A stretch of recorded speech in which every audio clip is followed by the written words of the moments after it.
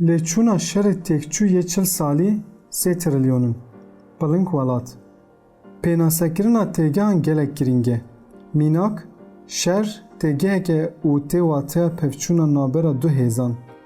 Her wiha tê famkirin ku eger li deverekê şer hebe, li wir pirsgirêkek jî heye. Eger şer hebe, li wir siyaset jî heye. Eger şer hebe, divê aştiya wê jî hebe. Ji destpêka dîrokê heta roja me ya îro, şer ji ser dîka dîroka mirovatiyê kêm nebûye.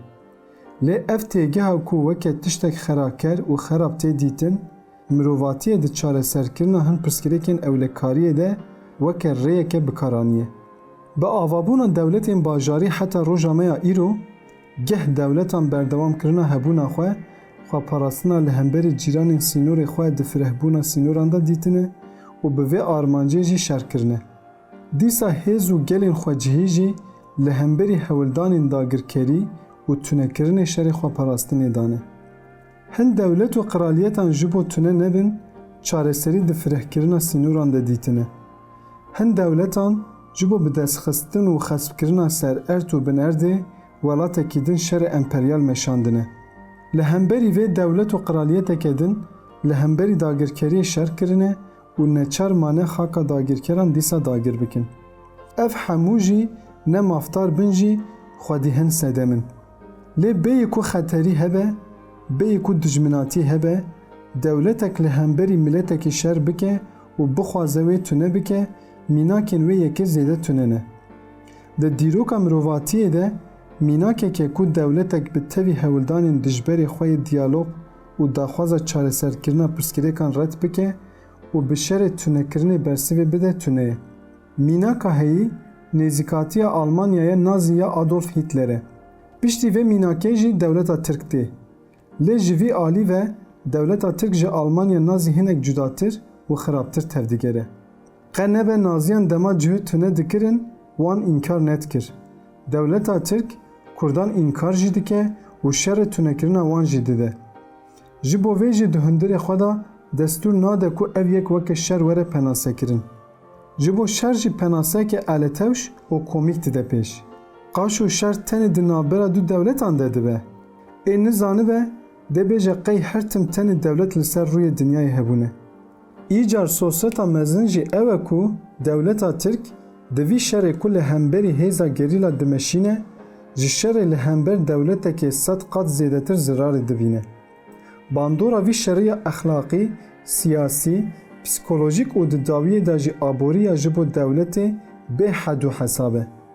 Li gorî raporeke ku nivîskar û lêkolîner İzzet Akyol ji bo Înstîtûya Pêşketina Demokratîk di sala 2021 de amade kiriye, Tirkiye ji bo ku di çareseriya mesela Kurd de siyaseta leşkerî tercih kiriye, di 4 salên dawî de 3 trilyon dolar winda kiriye. Bifikirin di dîroka nêz de Amerika di şerê 18 salan ê li dijî Viyetnamê de 140 milyar dolar winda kir û dît ku nikare bi rêbaza leşkerî çareser bike, hêzên xwe vekişand. Sû 7 sal berî şerê li dijî pekeke dest pê bike, şerê duyemîn ê cîhanî bi dawî bibû. Bifikirin maliyeta giştiya vî şerî trilyonek û nîv dolar bû.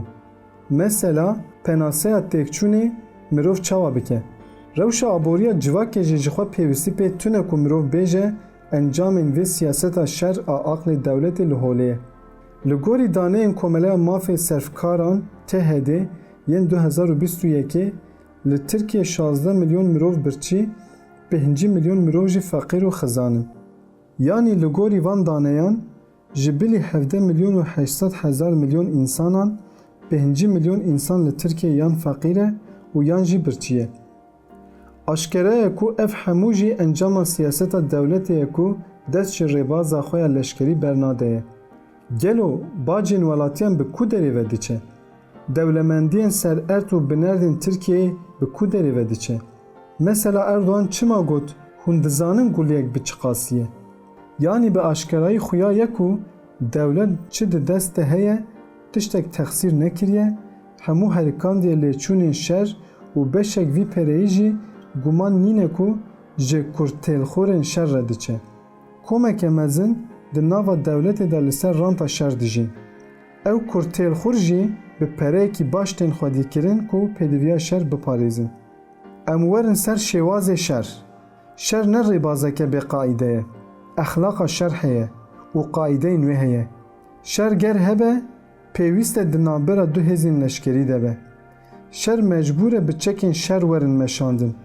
Bi karanîna çekên atomê, çekên konvansiyonel, kimyasal, zerardayîna xwezayê, zerardayîna sivîlan sûcên şerin. İşkencekirina sivîlan, bombekirina gundan, kiryarên weke ji helîkopterê avêtina gundiyan, qetilkirina dîlên şer, kiryarên hov û barbarin. Di tu qanûn û qaîdeyên gerdûnî de cihê wan tune ye. Hêzekê ku serî li van kiryaran dabe, suçdar e û ev yek di heman demê de jî îspat e ku yên serî li van rêbazan didin, ev şer windakirine.